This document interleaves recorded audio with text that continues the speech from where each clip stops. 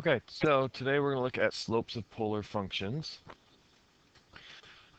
So, if we had radius equals some function of theta, the derivative is not just dr over d theta. And let's see with two examples that make sense that it's not that. So say our equation, the polar function was 2 cos theta. Graph would look like this. Derivative then would be negative 2 sine theta. Here, right here is the point negative 2 comma pi. If we put pi in for theta, sine of pi is 0, so that slope should be 0. But we can see in the graph that it's actually a vertical line, so it should be undefined. Another example, if we had square root of 2 pi over 4, well, sine of pi over 4 is 1 over radical 2. So this would be negative radical 2 over 2, which is negative 1.4-ish. But it's pretty clear that the slope there is 0. So not just dr over d theta, so you might be asking yourself, well, what is it? How do you find the slope of a polar equation? Well, keep in mind that we saw that x is equal to r cos theta. So what we'll do is we'll replace r with our radius equation in terms of theta, and in y r sine theta, so we'll place the r with what we have for r in terms of theta. And then it's pretty similar to what we saw with parametric. So dy over dx will now be dy over d theta, and then we'll have over dx over d theta. So it's not the dr over d theta, you got to put them in terms of y's and x's first. Now the more annoying part is that you're going to have to do a chain rule. So for the y parts, we got derivative of the radius part, regular sine theta, plus regular radius part, derivative of sine, which is cos, and likewise on the bottom. So I'd like you to copy down this equation. On the bottom, we've got our x's, so we got the derivative of the x part, then regular cos theta, minus. Now the minus is just coming from the fact that the derivative of the cos part is a negative sign. That's why that has the minus there. And then there's the irregular radius part. If you need more time to copy that down, feel free to pause the video, but I'm going to go on. Now, two common things you might look for are horizontal tangents and vertical tangents. The horizontal tangent will be when the numerator is equal to 0, so the dy over d theta part, and the vertical tangent is when the denominator is equal to 0, because that would give us an undefined, but that's provided we don't want them to both be 0 at the same time. So let's go back to that original polar equation we had, the r equals 2 cos theta. So let's write out our y. It would be the r times sine theta, so 2 cos theta sine theta.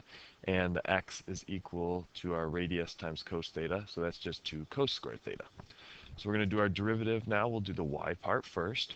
So derivative of 2 cos would be negative 2 sine times the original sine gives us negative 2 sine squared.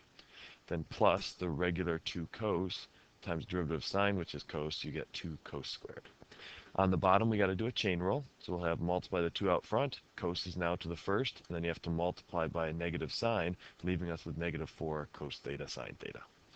So we're going to look at 4 values of theta to find the slope of our polar curve.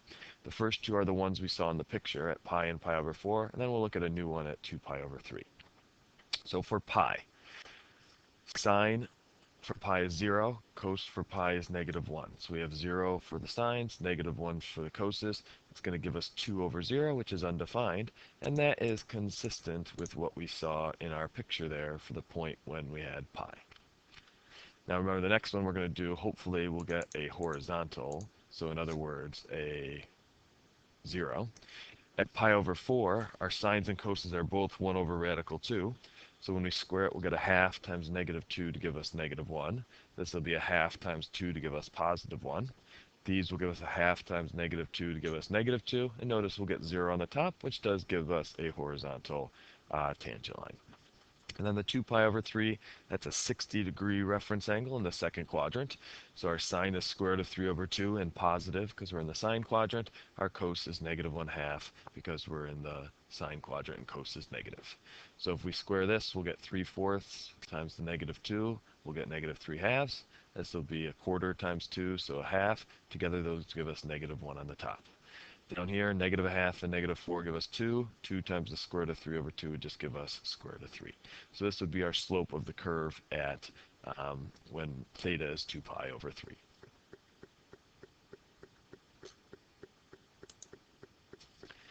And then the last thing, writing some tangent lines as we're passing through the pole.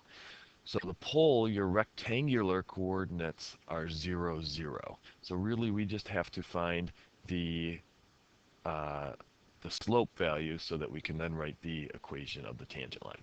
So first we're going to go over to right here, and we're going to take our radius equation, and when you go through the pole, your radius is 0.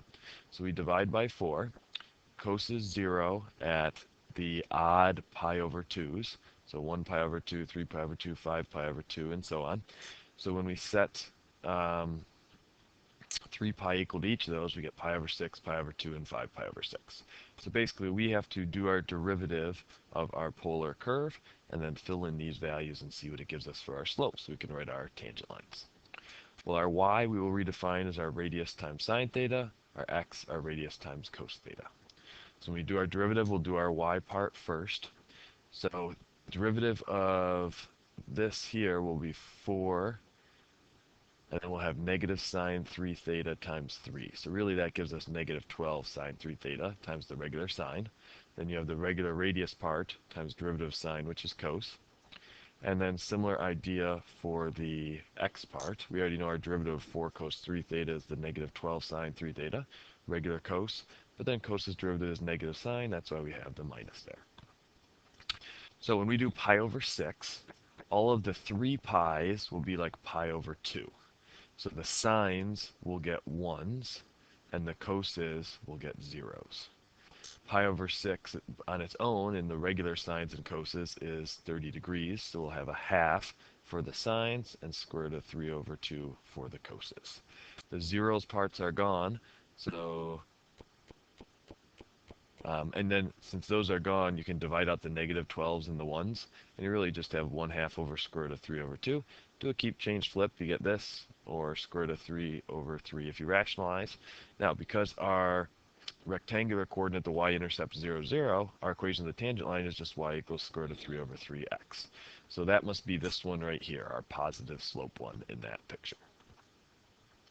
So our next one at pi over 2, when we do the 3 pi 1s, that would be 3 pi over 2. So all the sines will be negative 1s, the coses will be 0. At the regular sines and coses, the sine should be 1 and the coses should be 0. So you have 1 for the 2 sines, 0 for the 2 coses.